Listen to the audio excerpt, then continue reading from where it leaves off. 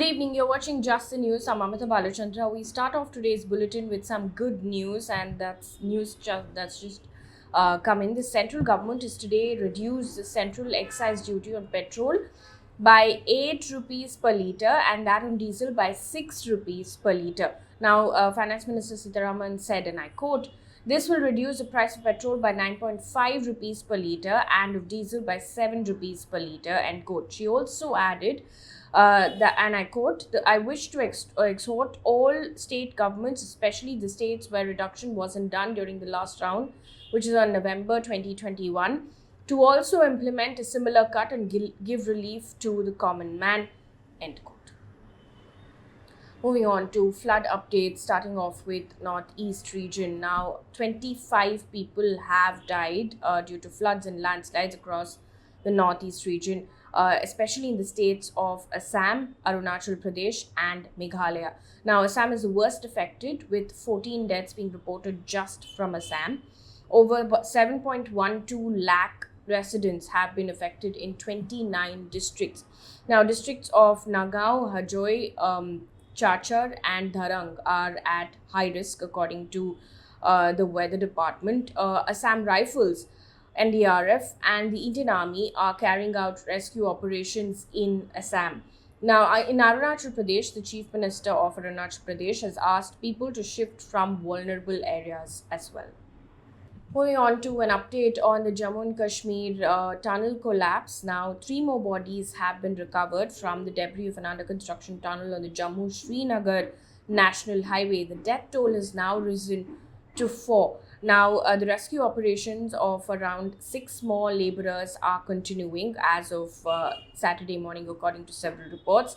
It was halted on Friday because of fresh landslides. Now, that has resumed.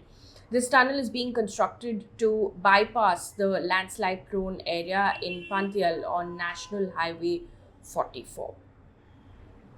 Also, the news, the centre today has issued an alert to the National Centre for Disease Control and the ICMR to keep a close watch on the growing cases of what's called as Monkeypox, a disease that's been spreading rapidly in Europe and some parts of America as well. Now, the World Health Organization, in the meantime, held a meeting to discuss the recent outbreak of monkeypox, and there have been 100 cases that were confirmed or suspected in Europe. Now, monkeypox is a rare infection that is mainly spread by wild animals in parts of West or Central Africa, according to the UK's National Health Service.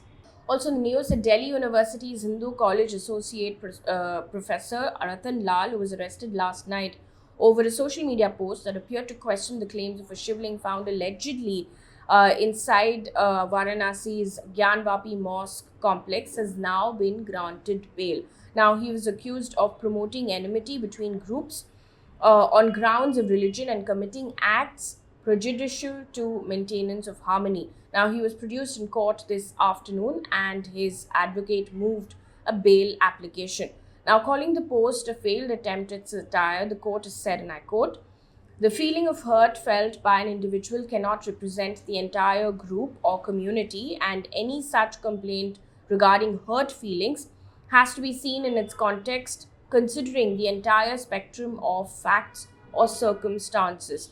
The court also asked Mr. Lal to, and I quote, "strictly refrain from posting any social media posts or interviews," end quote, regarding the controversy which has resulted in this FIR. Now, to give you some context, the Gyanvapi Mosque case, this mosque, which is adjacent to the Kashi Vishwanath temple, is at the center of a massive legal battle that dates back to decades. Now, this new controversy has come up after 5 women filed petitions claiming that the structure houses Hindu deities and that Hindus should be allowed to pray at the site.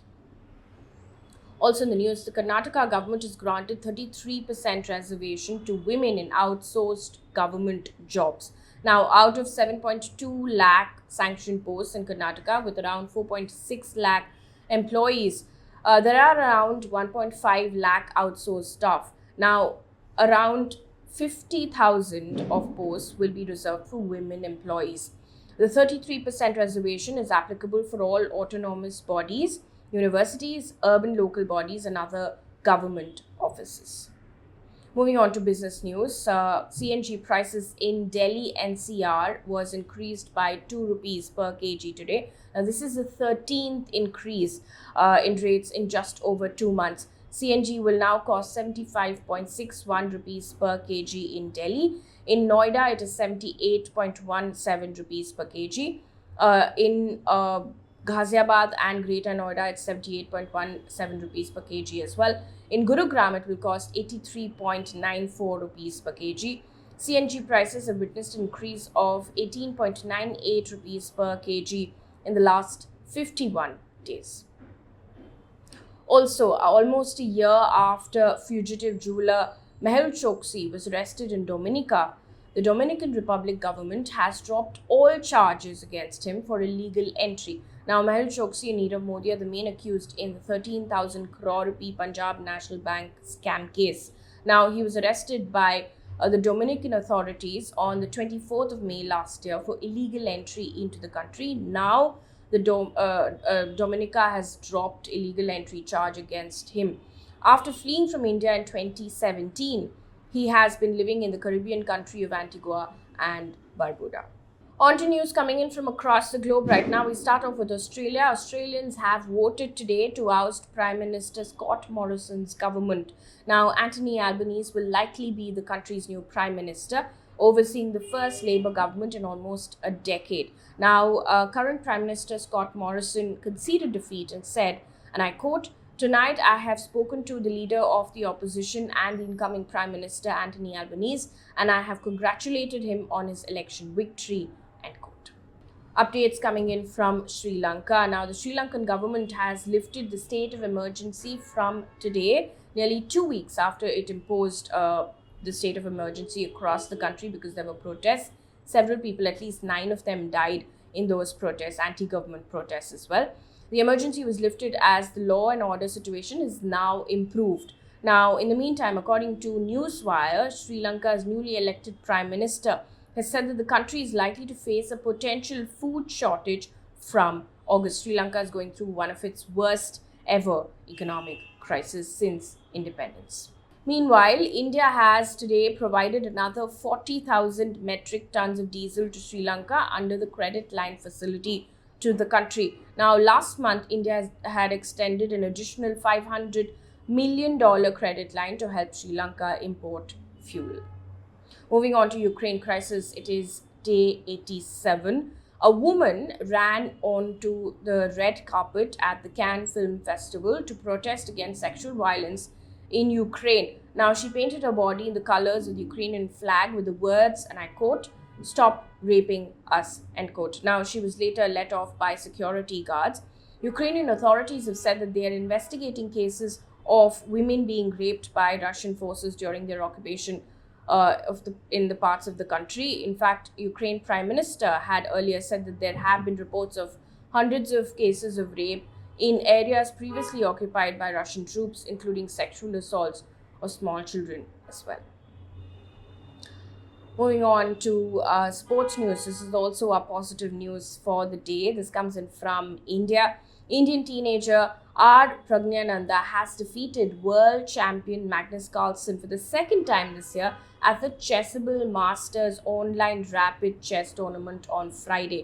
Now, with this win, the Indian Grandmaster is now placed in the 5th spot on the leaderboard. Carlsen is in the 3rd spot with 12 points, and China's Wei is on top with 18 points at the end of day 2 of the tournament. Earlier, Praggnanandhaa had won against Carlsen in Athens Masters online rapid tournament in February this year. That brings us to the end of this bulletin. Thank you so much for watching. Good night.